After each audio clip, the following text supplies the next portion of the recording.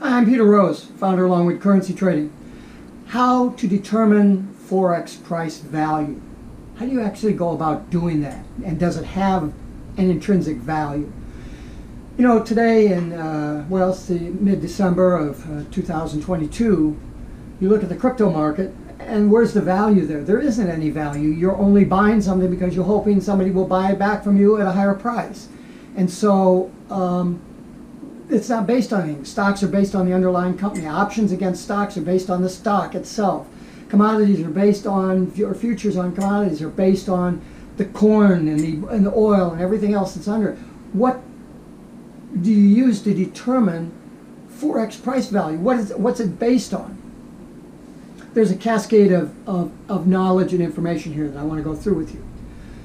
The first layer of this is that price value in the Forex market is determined by the differential between the two pair countries economically. That's the macro view of it. And then you ask, well, what causes the majority of those changes? The changes in the price. Well, yeah, you could say trader interaction and all that other stuff, but what are they basing their investment or trading decisions on? They're ultimately basing it on the underlying activity of that country, which is pretty much controlled by the interest rates. If you have a high interest rate, then people are going to buy your currency because they want the rates on the government debt, T-bills in the United States. When interest rates are high, you get a high T-bill interest. People will buy the T-bills, but they won't buy the products that the country's producing because they cost more, right? And so if you want to have more people buy your products, then you have to have a weak dollar. And that's all based on interest rates.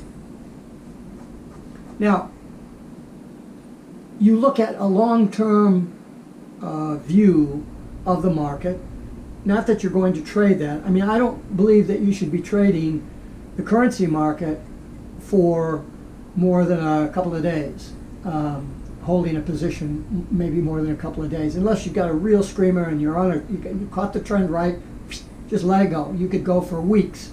But as far as trading goes, you're not going into a trade with the thought of it going 600 or 700 pips in your favor.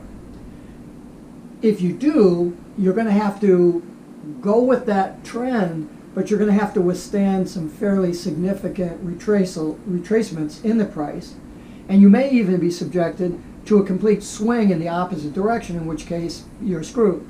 So those are issues that if you want to be a long-term trader and you think you can beat that game, that's fine, go ahead and do that. Everybody says that it's a short game that's so dangerous, but it's not. If I'm flat at the end of the day, I'm not carrying any risk overnight. I'm not carrying any risk over the weekend. I have the choice to get out. That's the only thing I have control over is my risk. Once I go to a carry trade, or I go to a multi-day or a week trade, I'm not controlling my risk the way that I should be. And so, better that your account is large enough when you trade that if you make 5 pips, you make a good day's wage. And so, it's just a balance there as a trader as to what you're looking at as far as where you think that price is going to go. The overriding factor is that it has to be based on the value of the economies of the two countries, number one, and that's primarily driven, each one of those economies is primarily driven by the interest rate policy that the country sets. The next step down from that is what is it that's going on in the economy that would cause a government to raise their interest rates or lower their interest rates? Now you're getting into the economics. You don't want to go to that next level. How are you going to compete with PhDs in economics and all those theories of finance? How are you going to compete with that? How are you going to compete with the dozens and dozens and dozens of analysts that are working diligently, and a lot of them have PhDs, to compile all this information together so that the senior analyst can distill it on down and wave his hand and say, well, I think we ought to be long Swiss currency and maybe short Turkish currency or whatever it is. I don't know. We don't have that capability as retail traders. We don't want that capability because we're trading for a different purpose than the big institutional traders are doing it. They are trading currencies based on customer orders that need to change the currency from one country into another country's currency so that they can buy that other country's products. Okay? And so that's what drives the Forex market for value and establishes the value for the price. But you say price changes all the time, so therefore you're saying that the interest rates must be changing all the time in order to change the price. That's not true. You get long-term trends for long-term stability in a country's interest rate policy, so there are no surprises. Those trends have retracements because at any given time, because the Forex market is a zero-sum game, for every winner there's a loser, at some point the losers who have collected all their trades, and they're mostly retail traders, collectively have all bought in at a certain level, and it's too expensive, and so the institutions have taken that price down, and so half of the traders are going to be wrong at any given time. It's the distance of that move that determines how many of them are going to bail out and how fast they're going to bail out. But 50% are going to be wrong. Now, of that 50%, maybe 50% of those, or 25%, they're just going to hold on. And they'll either ultimately get wiped out because price will move too far against them, or price will turn around and go back in their direction. And as I have done many times, as price moves in a direction, you load a bunch more lots in there and reduce the number of pips that you need in order to gain your target. You pull your stop up, and the rest is a free ride. So, sounds simple, doesn't it? Not so simple. Very easy to lose money in the currency markets if you're thinking about too many things. And that's my problem. I've been in this stuff for so long, since 2007, and I've been in the financial markets since the late 1970s and had a 40-year career in real estate. I'm interested in finance. I'm interested in economics.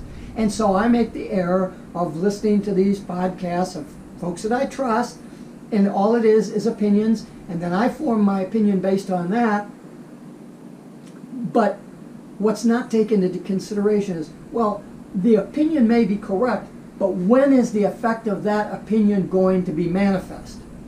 That's the problem that we're all faced with. And so when you're looking for price value, it isn't like you're buying a car and you're going to say, oh, well, you know, I'm going to buy this new car, I'm going to lose 30% of its value right off the top, and I'm willing to do that because I'm going to hold the car for 5 years or 8 years or whatever it is.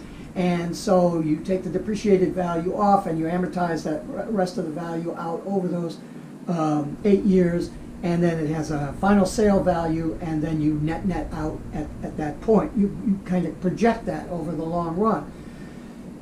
Unless you're really good in economic theory, you're not going to be able to project those swings in the currency market.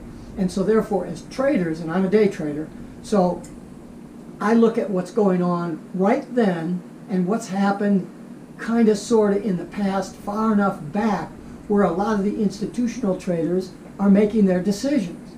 And institutional traders probably looking at the 4-hour chart because they want to know within a week or 2 weeks of what's going on, what's moving the market in that 2 or 3 week period of time, because they're sitting there with a $3 or $4 billion order for engine parts, and they need to know their customers saying, I'm not going to pay more than this, and the guy that's selling the engine says, no, I'm not going to take less than that.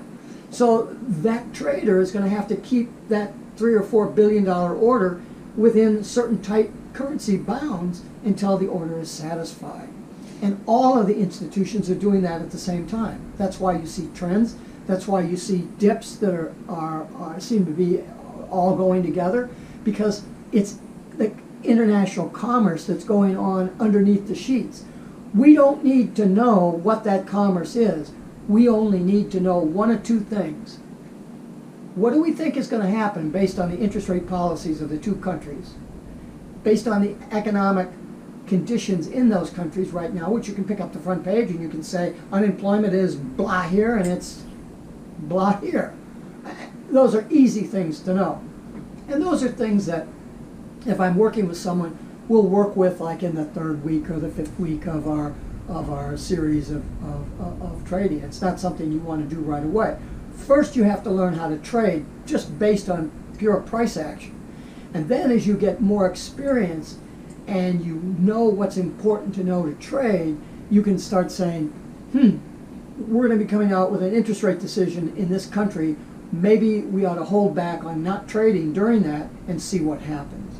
And then the person goes, well, I think this is going to happen. Great, don't put your money on the line. Wait and see what happens. Well, geez, it didn't do what I thought it was going to do. Okay, let's talk about why that might have happened. Is that something you're going to be able to do by yourself? Well, I tried it. I lost, it cost me $50,000, okay?